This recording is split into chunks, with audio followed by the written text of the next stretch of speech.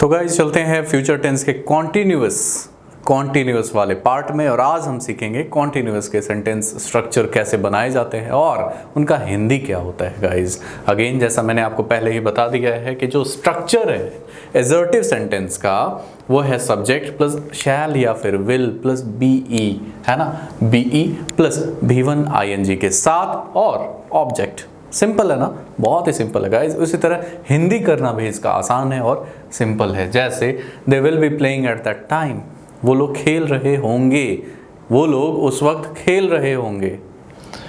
She will be sleeping, वो सो रही होगी, वो सो रही होगी। आई शैल नॉट बी टीचिंग, अगर नेगेटिव की बात की जाए गाइज तो अगेन सब्जेक्ट और शैल और विल के यही बात नॉट को जोड़ देंगे। शैल और विल के बाद यही नॉट को जोड़ेंगे और नेगेटिव बना लेंगे। जैसे I shall not be teaching you, मैं तुम्हें नहीं पढ़ा रहा हूँगा।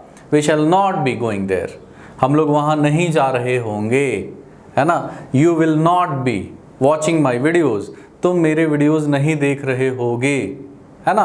तो इस तरह से आप शैल और will, we shall be celebrating, हम सेलिब्रेट कर रहे होंगे एजर्टिव में। नेगेटिव की बात की जाए तो आई शैल नॉट बी टीचिंग, मैं नहीं पढ़ा रहा होऊंगा। इतना ही आसान है गाइज टेंस को सीखना। शी विल बी स्लीपिंग, वह सो रही होगी। इस तरह से एजर्टिव और नेगेटिव सेंटेंस बनाए जाते हैं। अब चलते हैं सवाल पूछने वाली दुनिया में, क्वेश्चन मार्क के दुनिया में।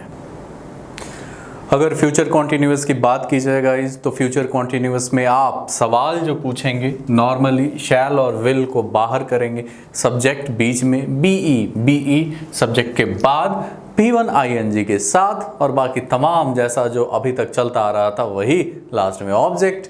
यही सिंपल सा स्ट्रक्चर है गाइज। तमाम टेंसेज में हमने इनको बाहर किया है हेल्पिंग वर्ब को, और उसके बाद लास्ट में सब सेम ही है यूजुअली गाइज।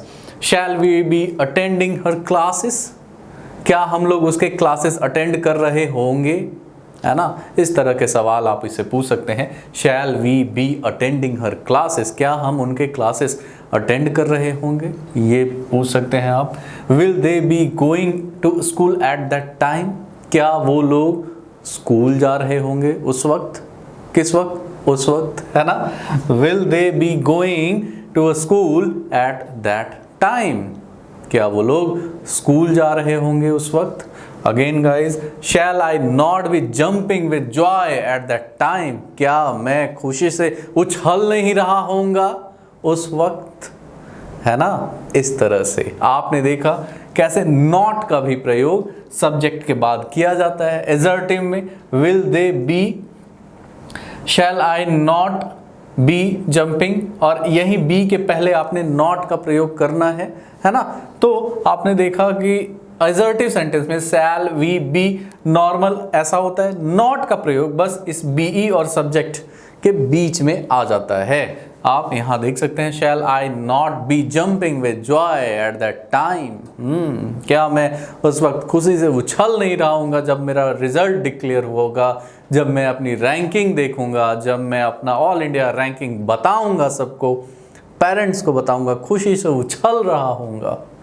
जब मैं अपना नाम इनकम टैक्स में देखूंगा, जब मैं अपना नाम MEA में देखूंगा, मिनिस्ट्री ऑफ एक्सटर्नल अफेयर्स में देखूंगा, है ना। यस, वो खुशी, वो जॉय अनएक्सप्लेन्ड है, जिसको एक्सप्लेन नहीं किया जा सकता, शब्दों में बयां नहीं किया जा सकता है गाइज। उस दिन से आप इंडिपेंडेंट, आपकी अगल अपनी पहचान होगी। चलिए चलते हैं हम अपने फ्यूचर परफेक्ट टेंस की तरफ। कोई काम फ्यूचर में कंप्लीट हो चुका होगा।